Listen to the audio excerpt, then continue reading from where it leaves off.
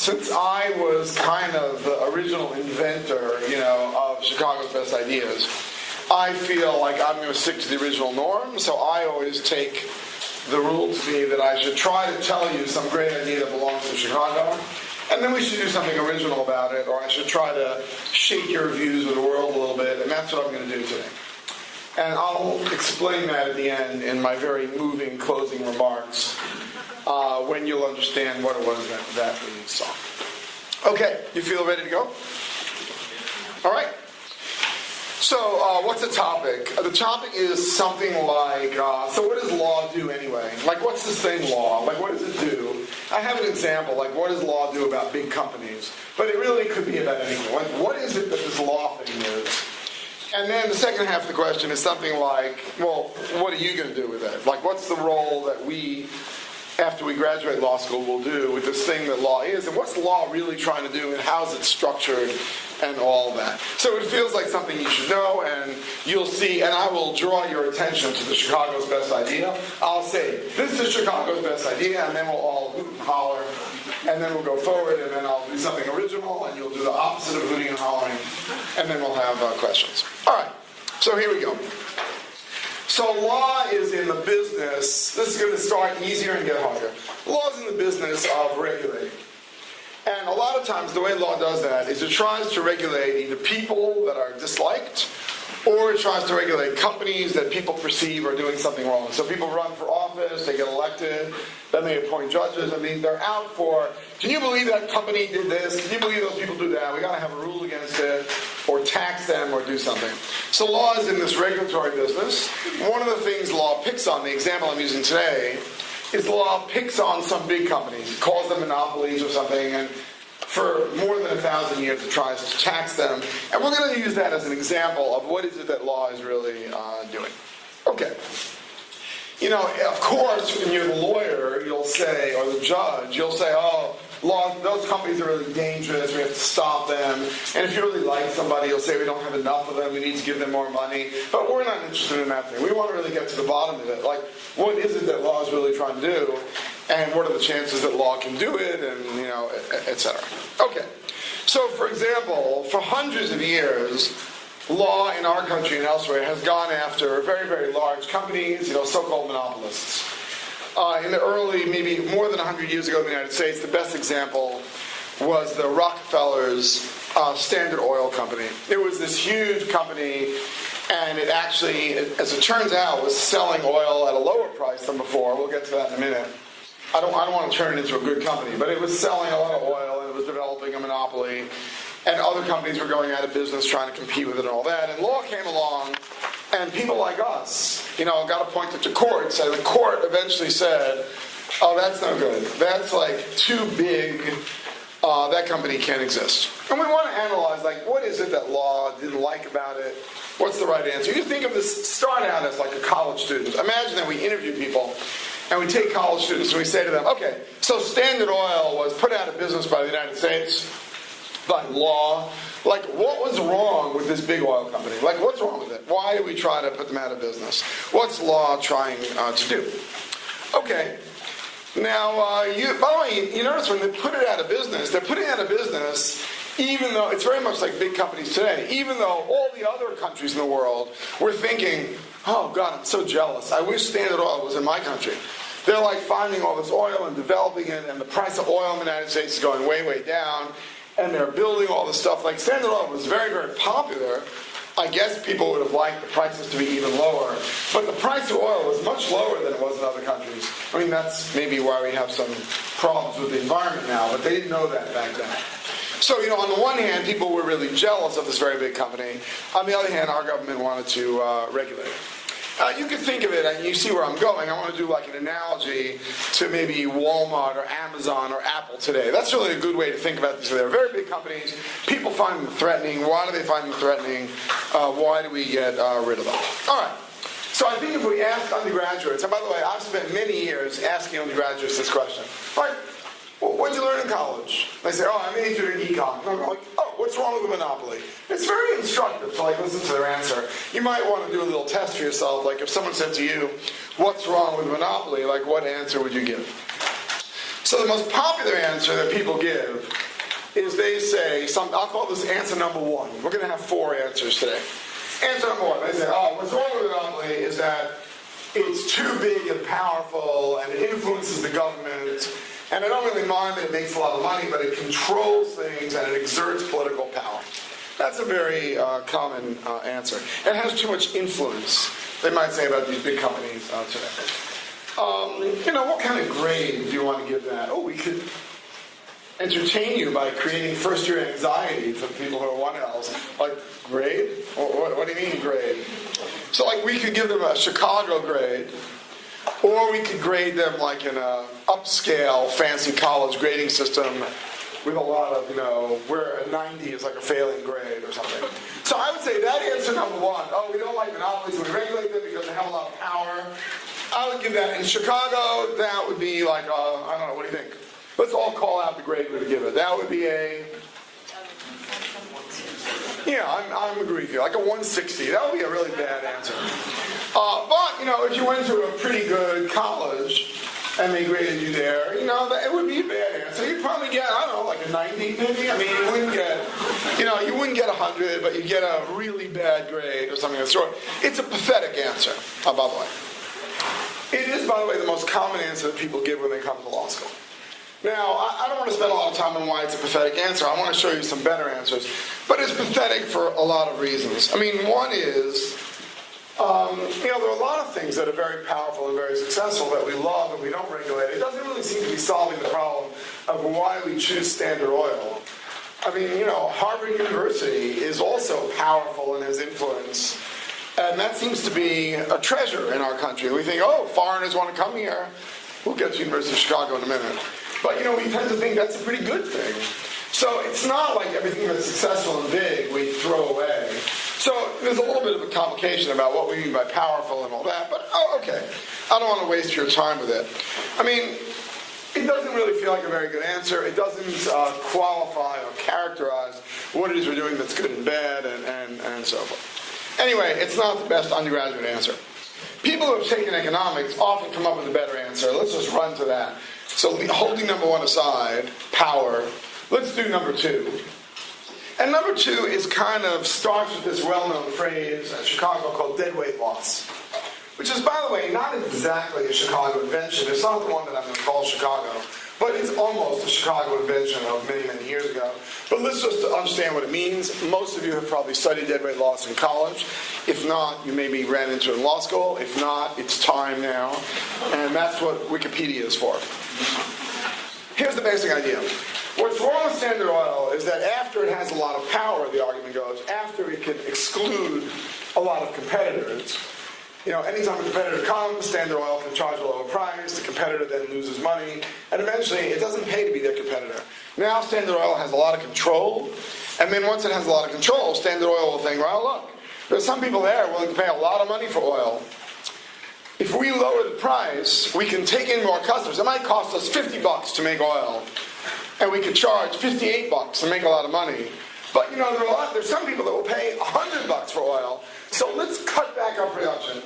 Let's make less oil and try to capture the money from those people who would really pay a lot for it.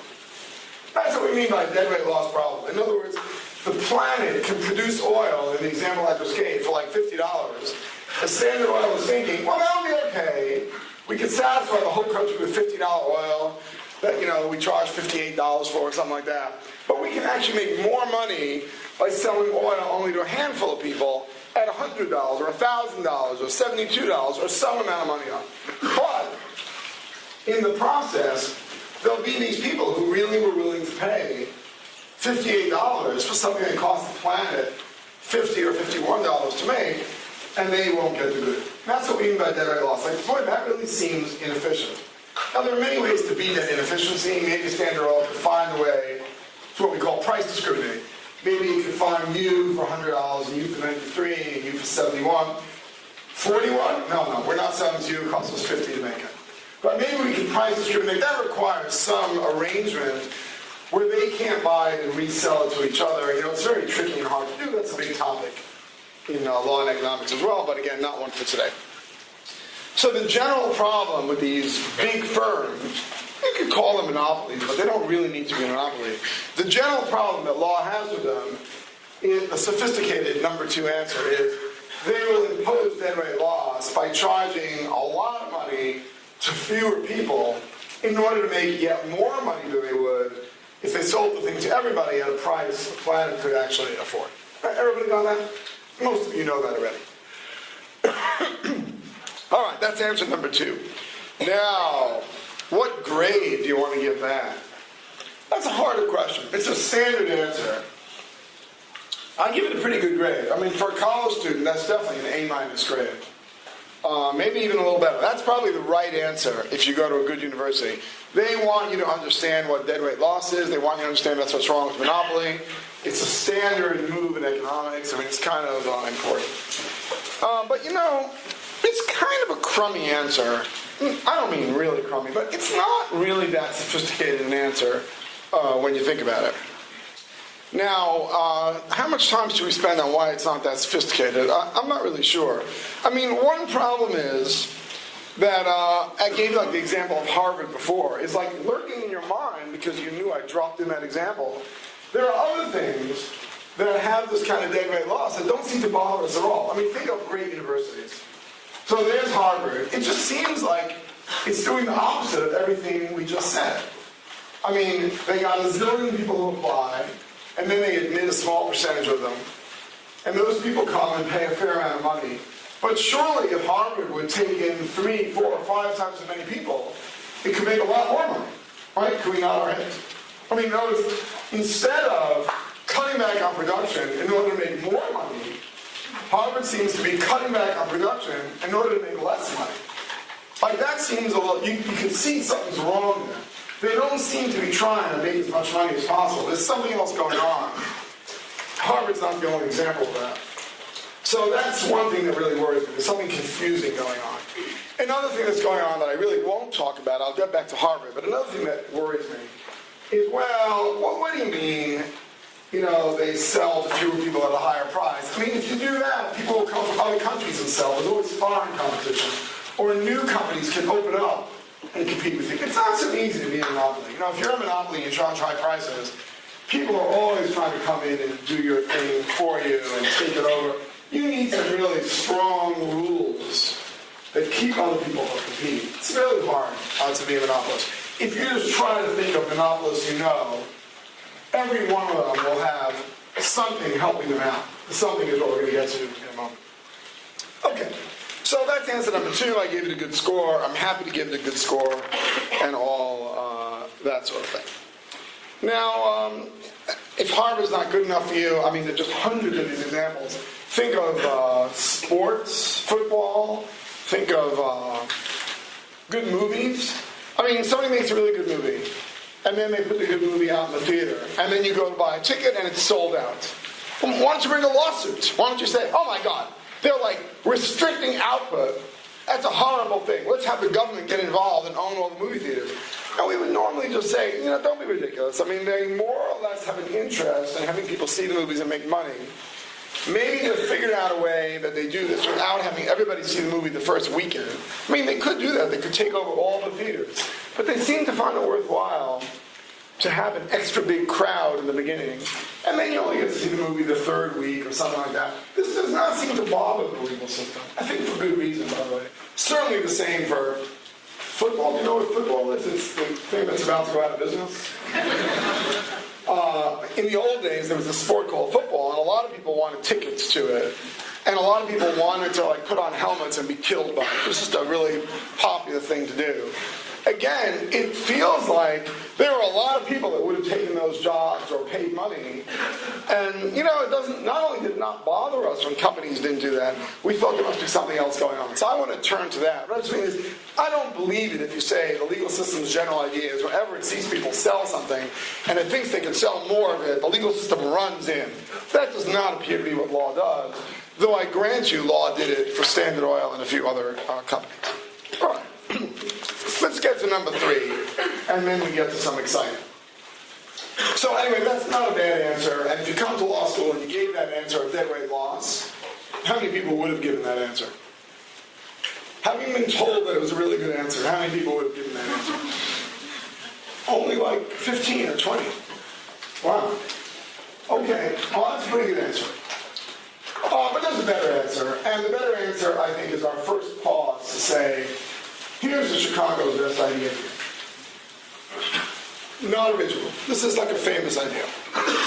The Chicago's best idea is something that says, stop thinking of the government as entirely good. Oh, the government sees Standard Oil. It wants to make the world a better place. It thinks there's some people that could use oil at a lower price. So it tells Standard Oil, you're a bad guy because you haven't been selling oil at 58. We're going to get rid of you, even though that's what lawyers did at the time. And maybe actually, when the government tells you, in your interest to help you, I'm going to get rid of the big company and put it out of business, maybe really the government is in it for itself. That's really a Chicago idea. Maybe we shouldn't be trusting government.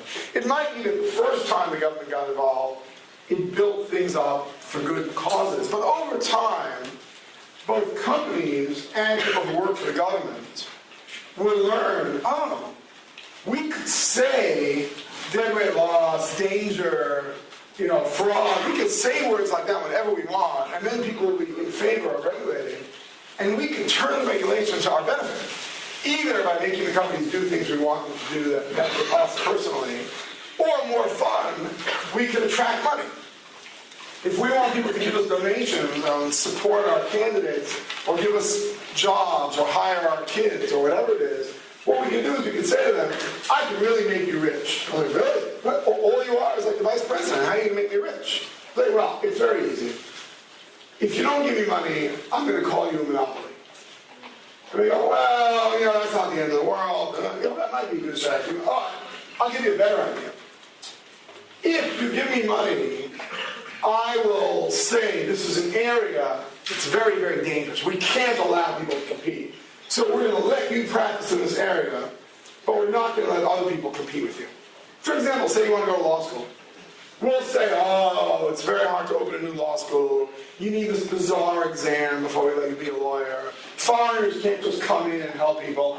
We'll basically give you a monopoly. We won't call it a monopoly, because 100 years ago we called monopolies like a bad word.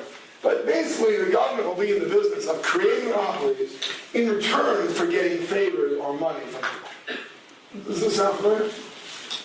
This is probably, somewhere between 10 and 99% of what government does, depending on your political view. It's very hard to think of an example where the government doesn't do that. For example, say you go get a haircut. So even in the United States, which is a relatively free market country, everybody that cuts your hair, every hairstylist needs a license. And you can't just get the license. If you want to cut hair legally tomorrow, it'll take you a long time to get the license. In some states, you might need training, special education, go to the right bad high school and get somebody to sign a thing, take weird tests, all that. And really what the government's doing, I think it's fair to say, is it finds these people who are in the business and it says to them, we're going to help you restrict the number of new entrants. And you'll give us the money and help us when November comes. And in return, we'll make it easier for you to be a hairstylist or whatever you want to call it. Do you get the idea that I'm really heading to Uber? Because that's really my topic, by the way. I just want you to know, that's where I'm going. So you can just think of area after area like that. Law, teaching in a public school. You might be really good at these things. You can't do them. In other countries it's even worse than the United States. Think of this law school. You can't just open a law school. Not only can I not just be a lawyer if I'm a newcomer, I have to go to law school, but you can't even open a law school. Indeed, you can't even compete with Catholic. Think about that. You guys go to Catholic, and then you complain mercilessly for the rest of the year. Catholic should have done that. Well, why am I going in the business of, I'm going to create a first-year program that will do Catholic Plus. Why don't you give me some money? No. The University of Chicago, which I like, will say, no. Catholic belongs to us. It's our intellectual property, or it's our this, or it's our that. You can't any more than you can just teach torts and get credit for it. We're in charge of torts. And we're going to have Levmore teach in the winter. And you might be better at it than he, but there's no way we're going to let you teach torts. Indeed, we're going to force 900 people to take his towards bus. It's like super anti-competitive. And when you think about it, it's all supported by the government, right? The government stands in the way of somebody else being in law school, stands in the way of anybody else taking a bar exam. There might be some good reasons for some of this regulation. But one way to think about number 3, the Chicago, a great idea in the past, is wow, you've got to start realizing that everything the government does could have a good story. The government could be well motivated, really trying to make the world a safer, better place. But it could also be a bad story. The government's thought of a way to extract money by promising people that they can essentially be monopolists. We will keep somebody else from competing with you. We'll give you the job. You can be the hairstylist. You can be the University of Chicago Law School. We'll make it very, very hard for anybody to compete. And of course, we'll sell it by saying we're making the world a better place, we're doing this, we're doing that, look at the successes of our people. I mean, you can always come up with a good story. You can always say the world's dangerous and try to correct it. So I thought that when I said this is idea number 3, and it was an original Chicago idea, that you were supposed to hoot and holler and say, wow, that's a really great idea. So that's idea, let's call that answer number 3, and that's a 50-year-old Chicago best idea.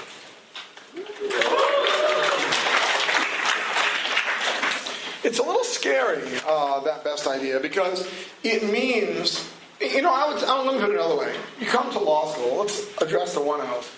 What is it that you're going to do in law school? I would say you spend half your time making believe you're reading legal rules, but really what you're doing is you're always evaluating whether answer number 2 or number 3 is going on. Because almost all these rules involve some activity by the government. The government is helping some group, stopping another group, doing this, doing that. And you always ask yourself, is the government doing it in a way that's really making the world a better place? That was answer number 2. Or is the government really doing it because there's some interest group that's tied up with the government that's getting some benefit from it, and really law is doing more harm than good doing it? That's really half of what law school is, in one area after the other. It's competing, government good, government bad. Of course, everybody can always tell a story that makes them look good, but the question is which it is, how you know which it is. When you graduate, you're going to work for the good guys or the bad guys. Everybody's going to say they work for the good guys. One side will say, I work for the good guys, I try to prevent fraud. The other side will say, I work for the good guys, I try to prevent the government from creating monopolies. And everybody believes, this is the story of law school. You write an admissions application thing, and you think that you know what good and bad is. By the time you're done with law school, I think we have everybody convinced, or knowing how to say, what they're doing is saving the world. Everybody's saving the world. That's one of the attractive things about a legal education, is everybody can leave feeling really good about it. Even though it seems a little bit unlikely that it was really good to break up Standard Oil and really good to not break up Standard Oil. It feels like either it was good or it was bad.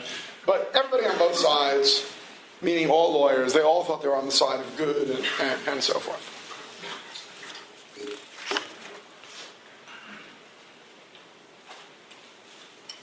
Well, maybe we should turn to Uber before I give you number 4 to compare. I mean, there are a lot of ways to think about this. I mean, it depends how you feel about Uber yourself, but I would say something like this. Once upon a time, Uber started, just a few years ago, and people were a little bit suspicious. Some people liked it right away. If you lived in Hyde Park, by the way, you generally liked it right away, because the government installed a monopoly on other car companies. And they were awful. They were supposed to pick you up wherever you called, and you'd be in Hyde Park wanting to go somewhere, and they'd never show up because they could make more money staying downtown. And you would think to yourself, well, I'll just give you an extra $20. Just come to Hyde Park and pick me up. And they would say, well, we're not allowed to give you another $20. You see, the government regulates car rental services, so it decides the prices. So even though you want us to pay $20 more, you want us to give us $20, you can't give us $20. And if you're only going to give us $40 to go to the airport, we'd rather hang around downtown. But you think, well, that can't be. That just sounds crazy. So maybe we could start a different kind of car rental company. No, the government would block that. Maybe we can do this. Maybe we can do. It's very hard. And by the way, if you prefer environment, it's really crazy. You have a car rental company from one city. Maybe you go to the airport and you live in Winnetka, and Winnetka would send some car to pick you up. and then they would deliver you to where you were going, or say they would come to the airport, they were not allowed to take anybody from the airport home, because now they were in Chicago rather than Winnetka. Winnetka regulated them and said, anybody who wants to pick up a customer in Winnetka, here are the prices you can charge, here's your monopoly. And by the way, if you go somewhere else, you have to come back empty. This is how the world still works, by the way. I mean, one of the obvious geniuses of the modern systems, the sort of illegal modern systems like Uber, is that in the real market, people think that's absurd, going only halfway with people and coming back empty. I can make much more money by charging lower prices and filling up my car, coming and going, and it'll be good for the environment. Oh, I'll win over non-politically correct people by saying it's good for global warming. I'll win over right-wing people by saying it's the market, it's more efficient. And I'll win over people, normal people, if there are any left, by saying, you know, the car's cleaner, goes where you are, it's a little cheaper. So you could build up a pretty good group. I want to hold out Uber as an example that I think most of you like, and then I'm going to turn to a couple examples that I think you don't like. But I mean, it's useful to think about the Uber example. It's probably the best modern example of something where even people, whatever political spectrum they're on, can see, wow, it's just like, how could Uber not be great? It's like Wikipedia. You know, how could Wikipedia not be great? It provides all this stuff that used to be expensive and regulated. You know, oh, the high school would say, you could not use Wikipedia. Are you kidding me? You must use this book that we assign that costs, you know, $198, and you must have that book, and if you do research and you cite Wikipedia, you go to jail. I mean, in what sane world would we have our kids go to school? Oh, that's our world. You know, you really begin to get used to these ideas where there are places where the regulations or the behavior in the shadow of the regulation is, I mean, it's not even bad, it's just hysterical. You know, the world before Uber is really a funny world. No, who could like it? Only the government and the initial taxi drivers. Oh, they were big contributors to the government, they gave a lot of money. Oh, you're promising me that I can be the only person to pick people up in Hyde Park? That's great. You won't allow anybody else to run taxis? That's really fantastic. So there was this monopoly created by the government, again, it's just our model, monopoly created by the government, ostensibly to make people happy. Oh, why do you have a monopoly? And the government would come up with funny answers. Oh, well, you know, when there's a lot of demand for cars, there's price gouging, and people charge more money. Ooh, price gouging, we can't have that. I would much rather just freeze to death outside than pay $1 more for a car. Thank God we have an anti-price gouging. You know, government can say these things and people put up with it because they were like these undergraduates that came here and got 90s. They're like, oh, yeah, it's a monopoly, yeah, it's terrible, throw it out. I mean, they're just crazy. I mean, I doubt there are really two people in this room that think Uber isn't a big improvement in life. And if so, you should recognize Uber is a law-breaking improvement in life. Uber is recognizing that the system the government had might once, by the way, I was a taxi driver as a kid. You know, it might once upon a time have been sensible to create taxis and create a monopoly. Maybe there was once maybe people were too dangerous or something like that. All of that has fallen away. The safety record of Uber is, by the way, way higher than the safety record of its competitors. I mean, it's absurd. It's basically the taxi license that gets in the way, and the government is on the side of the license. And I picked that example because I think everybody kind of understands that. That, oh, it might be that the government should regulate some things, but it shouldn't be able to regulate all things. How are we going to know which of the things it should regulate and which of the things it should not regulate? What about Harvard? That's a harder example. Harvard's very complicated. I mean, I tried to ask you the good question, which is, why doesn't Harvard take in more people and charge more? Harvard could charge yet more than it charges. Well, why doesn't Harvard want to make more money? Well, it's actually a very hard question. It could sound like a law professor just saying, well, we won't have time for that this semester. I think we don't really have time for it today. I mean, it's actually a very hard question. But again, I think probably the easiest way to think about it is that in this case, Harvard itself is like the government. Harvard itself, we sometimes say, is rent-seeking. There are people who work for Harvard, say the professors at Harvard are better off having fewer students. We don't allow them to take the money out because it's a non-profit organization. So if you work at Harvard, you'd probably rather have smaller classes with fantastic students than classes that are 5 times as big with slightly less fantastic students. It's less work for you, less email, less this, less that. And you're making plenty of money, you just don't hire more professors and all that sort of thing. So Harvard might be like a government itself, maybe is one way to think about the answer. There are many other cases like this where we can think of different answers. In other words, I don't want to claim, to make another argument, I'd have to say that Harvard has some way of giving the government a lot of money to preventing competitors to Harvard. But the government isn't really in the business of stopping competitors to Harvard. It allows other universities to form. Not as much as law schools, but they can form. And besides, I don't think Harvard really gives a lot of money to the government. There are small gains to the government, but it's probably more useful just to think of Harvard as doing exactly what the government does, coming up with these rules that benefit the lucky players in Harvard, say people like me. And that probably is a good explanation. Standard Oil wasn't so lucky, if you will. Anyway, that's what I want to call it. Everybody has the idea of number 3, right? Number 3 is really this Chicago's best idea. It has to do with trying to think of the benefits to the government or Harvard or whoever the regulator is. And it's a lot of what you'll do in law school. It's competing between number 2 and number 3. Is the government doing good or bad with this example?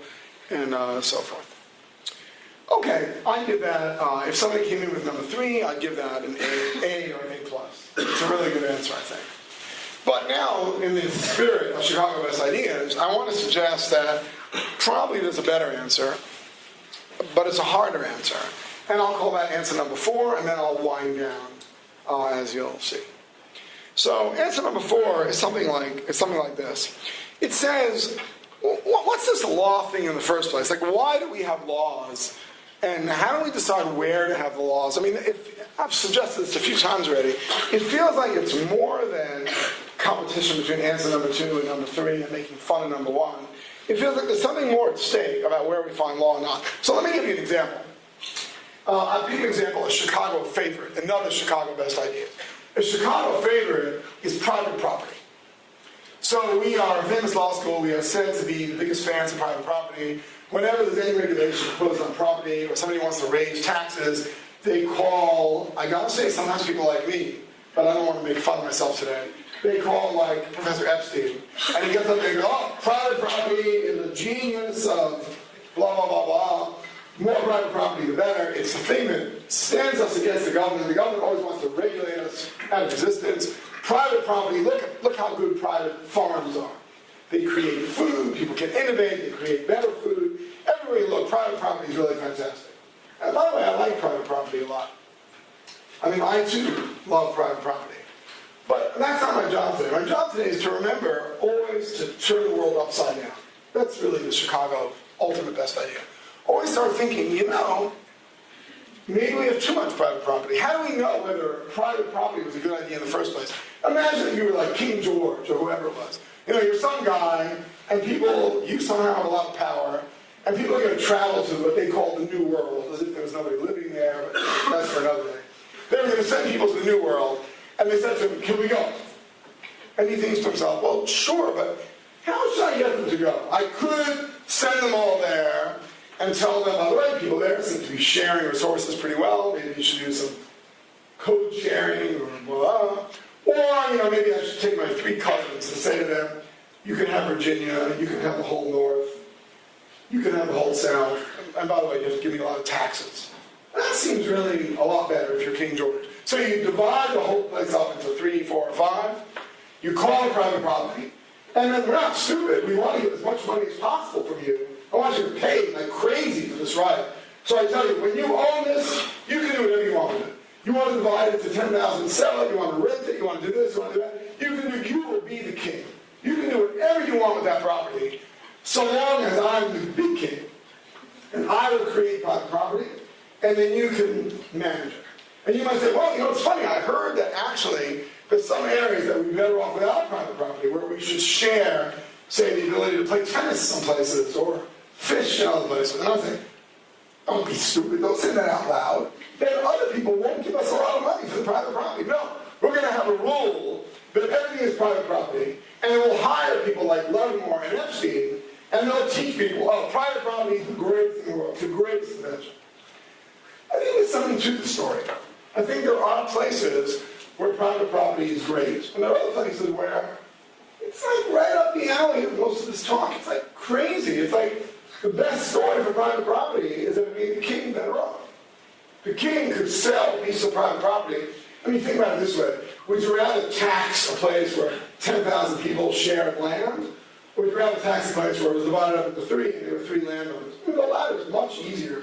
It's much easier to tax. It's very, very hard to tax thousands of people who have these bizarre claims and all that. So the government really liked private property, and we played along, we meaning lawyers. We played along and we developed the story about how private property was genius, it was great, the more the better. Again, I like private property. I think, generally speaking, private property is better than the alternative. But it feels unlikely that it's always better.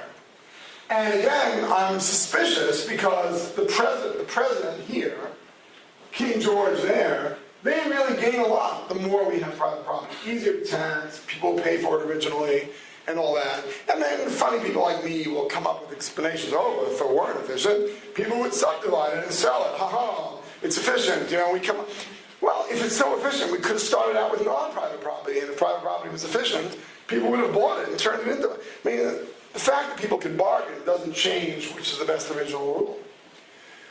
So number 4 is a very threatening answer, right? Number 4 says that even law itself, that is where the government chooses to have law, let's have this thing called property law. Private property is the example. That itself might not be a given. That itself might be a structure that some original government goes into because it makes the government better off. It's like rent-seeking at its worst, and really makes us worse off. We don't even know that where we have law is a good thing. Everybody understand that sort of? In other words, it's like the opposite of number 3. It says there might be so much rent-seeking, so much government self-serving behavior, that actually law itself might be a little suspect. It might be in the wrong places, it might be structured the wrong way, the courses we make you take might have been set up by King George and the like. It might really be a bad idea. Now, I don't want to pretend that I have a solution to this in one day. What I really want to pretend is that, look at what we did without doing more of it. I have other examples, but again, whenever you're in doubt about what I said, just go back to Uber. You know, Uber is, again, a perfect example of this. When the government started out by having, people who get paid to drive you around, it had a really good story, but maybe the whole thing was set up because it was good for the government. That's really the way to think about it. The government meaning King George or his equivalent over there. So the starting point may have been suspect, and that's why we see pressure to change it and so forth. Okay, so what's the point of that? Well, the point of that is something like this, that I think the real reason you're in law school, this is, I guess, addressed to 1Ls more than anybody else, the real reason if you're a 2L, the reason you're in law school is to always think about competition between answer 2 and answer 3. When is law doing good? When is it doing harm? And then begin to build in the idea that maybe law itself is suspect, number 4. If you're a 1L, I think the better message that you'll take is something like, don't take anything for granted. Any system we have, you should try to explain why we have it, but always try to imagine the world different from the way it is. Everywhere you look, I'll try to pick areas I like. Schools. For 100 years, I think we thought private schools were really great. It was the only way to get poor people educated, and poor people could vote, they would be educated, and all that. I think now, your generation, your parents have helped us see, maybe it wasn't such a good idea. Maybe the schools would be better if they had more competition among them. Maybe the teachers in these schools are doing crazy things like making you take out-of-date languages and not letting you use Wikipedia. Maybe no accident. The government might gain from textbook donations and all that sort of thing. Maybe law itself is the problem rather than the solution. So always think, why do we have the legal rules we do? What would the world look like if legal rules change? Our legal rules, is law itself, are we part of the problem rather than part of the solution? And of course, my real hope is that you become part of a solution problem. The solution meaning always open to change, open to experiment, open to thinking that maybe the law we have is not the best of all possible law, that we can do better by changing things and so forth. And there are other examples that we don't really need to go into, although they're all tempting. There are things like schools. There are things like we take them so for granted. We think it's the only way to do life, where really there are many other ways to do life. And maybe that's what Uber will teach your generation. So why don't I pause there so that we have time for questions. Remember that if you don't answer a question, you'll feel bad later, because then you'll have a question and there'll be too many hands up. And also remember that I promised gifts to people that asked good questions. Please. And if I haven't met you before and you say your name, that would be great too. My name's Luke. If we're... What is that first name thing? My name is Luke Sperduto. Oh, I knew that part. If we're willing to agree that even something as comforting as like law and economics can give valid answers both for and against the same policy proposal, which if we're going to take idea number 4 seriously, I think we have to kind of agree that there's some wiggle room there. Can go both ways. How do you maintain confidence, either you personally or as an advice to the rest of us, when we're out there in the world and we think, well, I seem to have a pretty good rationale for why this could be a different way. Where do you look to for confidence if even law and economics can't be trusted? Well, I'll give you a gift, even though it's a softball question. Well, thanks. Why don't you ask what it is, or you can open it up, or it's valuable. It's a gift certificate to Medici, which okay. And there are more of them, you know? Okay, well, here's why it's an easy question, even if I don't know the answer. Because I know I'd rather be uncertain than be certain of the wrong answer. I mean, that's kind of what your question is. Like, wouldn't you rather always know the answer, albeit the answer might be wrong? No! I don't want to go around thinking, oh, well, private property is always good. It's great. I'm always voting for that. And no, that would be ridiculous. And just like it would be ridiculous to always think the government's good, or always think that Standard Oil is good. No, I want to be open-minded and really think about the costs and benefits and the alternatives. So that's right. The answer to every question requires study, requires thinking about how the world could be. Now, in your generation, compared to Standard Oil, it's much easier, because we can see what other countries do. We can watch other experiences, and if people seem to be doing really well with a different legal arrangement, we can experiment with that legal arrangement. So it's not like everything is an all or nothing game. There are some things, should the government control the military? I think we might be hesitant about trying to experiment with that. Because that seems like a really big decision. But who knows? Maybe a competitive military with private markets would be better than the one we have. I don't know. So there's some things where I'd probably hesitate to experiment, but there are other things where it feels like either we or somebody else will experiment, and I just hope it doesn't take as long as Uber took. So it doesn't bother me that I don't know the answer in advance to what the law and economics or other prediction is. I feel pretty good that if we train you to try to think about what's working well and what would the world look like if it was upside down, then you and 10 other people working together will make the world a better place. And that's the goal. No gift for me or anything? Please.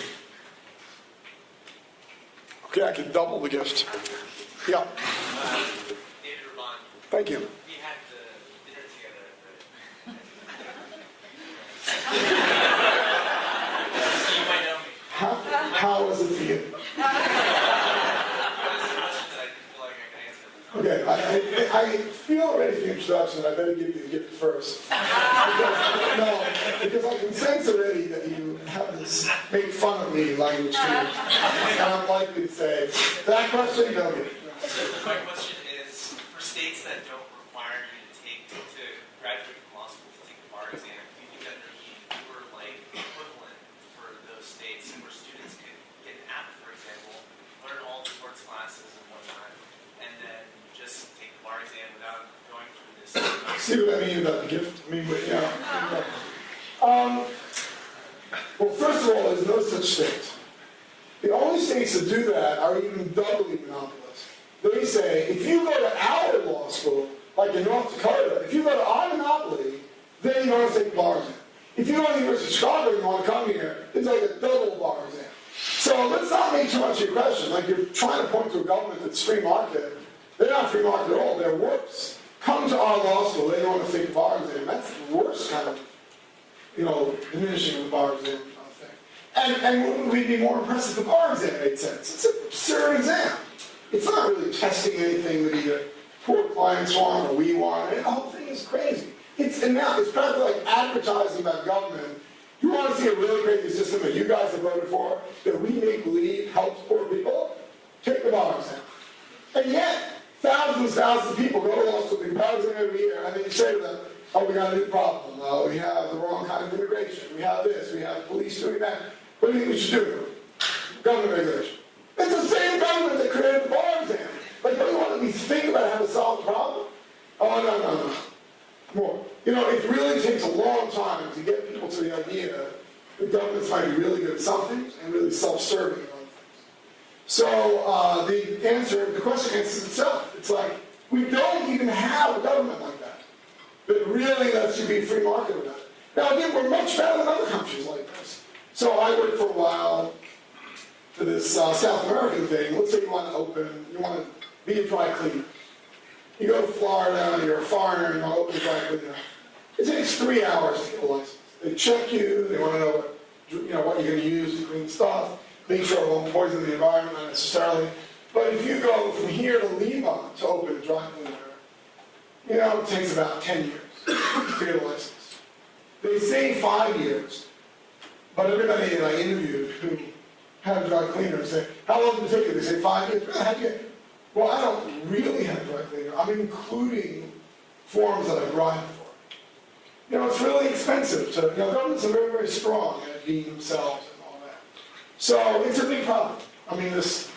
Once you get this ability to own stuff, to regulate, it gets very, very strong. And again, I'm not complaining about government. A lot of things the government, I don't understand that oil is any better than the government. It's just, if we want to fix Standard Oil, we need to try to structure law so as not to create this rent-seeking problem where the government is even worse than Standard Oil, or no better than Standard Oil. So, did that answer your question? I think so. Please. I guess I'm a little confused about, this solution. For instance, something like Uber, you mentioned, is illegal. In quotes. In quotes, illegal. But let's say we remove the regulation altogether, but isn't that just going to be driven by the same sort of interest groups, rent-seeking stuff that is, driving the sort of... So how can we ever solve the problem if everything is dominated by interest? Right. Okay, that might be worth 2 of these. What do you think? I'm sorry, it's 3. You have more expensive taste. I probably need 2. Okay, that's a really great question. So I think I know the answer, which is Uber is a good example for me because we're creating millions of people that can watch the industry and assess whether the government's doing a good job or a bad job. So I think when the government tries to re-regulate Uber now, there'll be a lot of people who will complain if the government causes the prices to go up or makes Uber less safe or makes it harder to get in sometimes in a year and so forth. So I feel like, I like democracy. I feel like pretty well-informed voters can really figure things out, and I have a lot of faith in the majority of voters. But they have to be pretty well-informed. The nice thing about the Uber example is that I think we're pretty well-informed. That's why I chose that example. Much better than what's a safe drive cleaner. I mean, we really don't know. There are a lot of things we could do to try to know better, but that would require being able to read forbidden things on the internet and things like that. So I guess I'll pick examples on purpose to, get rid of your question. So I think a lot of things the government does, we have a pretty good idea. And we can get better. And I think that's what lawyers should be doing. So for example, just take modern newspaper things. Is the government giving the right amount of aid to Puerto Rico? It's actually a very hard question. On one hand, you want people to take care of themselves. You don't want them to create buildings that fall apart. Probably there's a better system. It might be something like the government should require everybody to make payments based on an assessment of giving your current structures and roads, how expensive would it be for you to have a catastrophic event. It'd be like a tort insurance kind of system. And then the government would say, when we're in the business, when you get a harm, we use that money to pay the state that had the harm. But at least there's some incentive for you to try to create buildings that will withstand things and so forth. Again, no state does this, no government does this. That seems like an improvement over everything we have. I think in area after area, you and I alone, not to mention all lawyers, you and I alone could come up with suggestions that would try to guard against this problem of the solution being worse than the current thing. And the miracle is that the government never tries any of this because the interest groups in favor of the current scheme do it, or because people have these political alliances. Oh, he's not going to give money to poor people in Puerto Rico. That must be a horrible. He's the Chicago guy. Just pay attention for a minute. Like, think about, how people are keeping these roads in advance. Don't you want them to have the right incentives? I think people can learn these things. Although, I'm a professor, so maybe I'm too optimistic. Please. I'm curious where you would expect to see innovation in this way in a political system where we have an entrenched two-party monopoly over what sets the terms of the political system in many ways. Well, I don't think the problem. I'm terribly sorry. I forgot to repeat questions, and to those of you watching this later on the podcast, I'm sorry. The questions were really brilliant, and all my students at the University of Chicago Law School. Applications are due soon. So this question really was, well, I see political failure. Don't we have to fix the political system in order to get change? Where do you see us having the possibility of change? I guess I like the question, as you can see in a minute. But I reject everything in the question. I don't think the problem is anything to do with there being two dominant parties. I don't see that at all.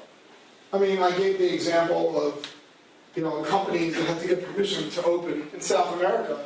That's not a two-party system.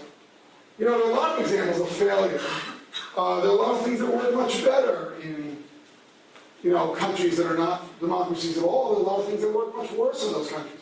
I don't know that it has that much to do with whether there's a democracy, whether the two parties, 8 parties. The problem has to do with there are people in charge of rules, and they don't have an incentive to make the world better for us. They have an incentive to create rules to make the world better for them. And that could be in almost any system where people have power, which is basically every country. So, and if they had no power, we'd also really suffer. We need government to do some things. Sometimes we have real collective action problems. If we try to do it alone, we probably would have way more murder. It would be very hard to stop that. So we need the government to do some things. The question is how organized. I don't know. I don't go to sleep wishing I lived in another country's political system. And I teach public choice, by the way, so you should take a course. It's a third of it is about that. Like, what's our evidence about when some systems work better than others? It's like, what's our evidence that a jury of 12 does a good job or a bad job? And are we using the juries in the right places or the wrong places? These are very important questions. It's the same kind of question. But answering it is really hard, but we can make some progress. So we can look for things that we think other countries are doing better, and then say, oh, that's something we wish we had. Either we should put pressure on our two parties to fix it, or maybe they're doing better because they have more political parties. It's very, very hard to come up with examples of that. Oh, well, if it makes you feel any better, if you give this talk in 100 countries, there'll always be that question, and everybody will always think that some other country's legal system is better. It's a little bit like healthcare or whatever. There are a lot of things like that where it's easy to see the weaknesses of your system, but it's really hard to imagine what the system would look like that would really be superior. So it may be that our system is the best of all worlds, or the worst of all worlds, but it's probably more fact-specific than that, and I don't think it's about having two political parties. Anyway, our party system is not any worse than it was in the past, but there's more rent-seeking in some ways, in some areas than in others. It might have to do with the fall of newspapers. There's so many things going on, but it's really a difficult concept. There have been various efforts or punitive efforts at deregulation the last few decades. Do you view those as having been largely successful, or is it case-dependent, and do you think that those politicians are, in fact, trying to deregulate and enact pro-market? So the thoughtful question is, I think you might be misinterpreting me a little bit, but that's okay. The thoughtful question is, this sounded like a talk in favor of deregulation, and there's been a lot of deregulation in the past. Do you think it's a good idea or a bad idea? Stop. I pride myself on being politically non-political. So, for example, if you think of my number 4 example, and that maybe private property was a bad thing, in some settings not a good thing, that's a super left-wing thing. And it was preceded by a super right-wing thing about public schools. You know, I don't think this is left, right. I think there's a lot of left, a lot of right, and a lot of none of the above. So, I mean, maybe I am one or the other, but I don't know which one it is, and I'd be surprised if you knew which one it was.